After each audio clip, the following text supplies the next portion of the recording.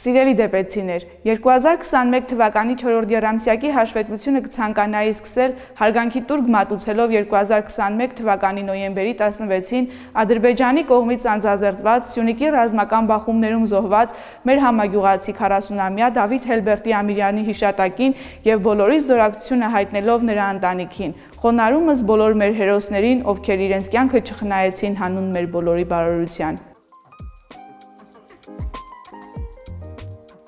2021 թվականը եզրափակեցինք ավարտելով մեր գյուղի մի քանի ենթակառուցվածքների շինարարական աշխատանքները, որ տեղի է ունենում ՔՈԱՖ-ի Smart Դեպետ նախաձեռնության շրջանակներում, եւ այսպես ամբողջությամբ պատրաստ է Դեպետի հասարակական տրանսպորտի կանգառը։ Ի ուրախություն հատկապես Դեպետի երեխաների շահագործման է հանձնվել գյուղի խաղահրապարակը։ Լուրջ աշխատանք է տարվել աղբահանման համակարգի ներդրման ուղղությամբ։ Համապատասխան համայնքային ոչ առևտրային կազմակերպության ստեղծման աշխատանքներ են տարվում Փամբակի համայնքապետարանի հետ։ Գյուղում այժմ ընթանում է գեղեցկության սրահի ու հայփոստի մասնաճյուղի շինարարական աշխատանքները։ Շուտով դեպեցիները հնարավորություն կունենան տարրական, բայց շատ կարևոր ծառայություններից օգտվելու հենց գյուղում։ Ընթացքի մեջ են նաև Դեպետի համայնքապետարանի շենքի երեսպատման աշխատանքները, որի շնորհիվ կլուծվեն շենքի արդյունավետ ջերմամեկուսացման խնդիրները։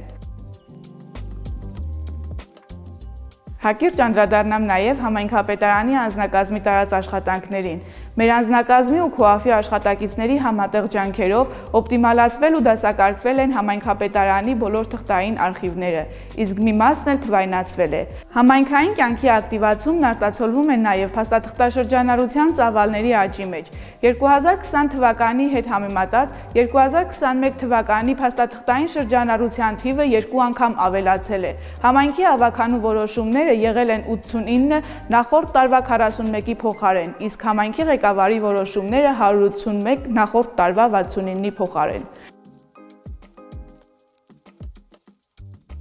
Սիրելի համագյուղացիներ, Դեպետի սմարթացումը ՔՈԱՖ-ի, Փամբակի համայնքապետարանի ու մեր բոլորիս համատեղ ջանքերով շարունակվում է։ 2022-ին գյուղում նորանոր փոփոխությունների ականատեսը կլինենք։ Շարունակեք հետևել մեզ առցանց սոցիալական մեդիա հարթակներում։ Առայժմ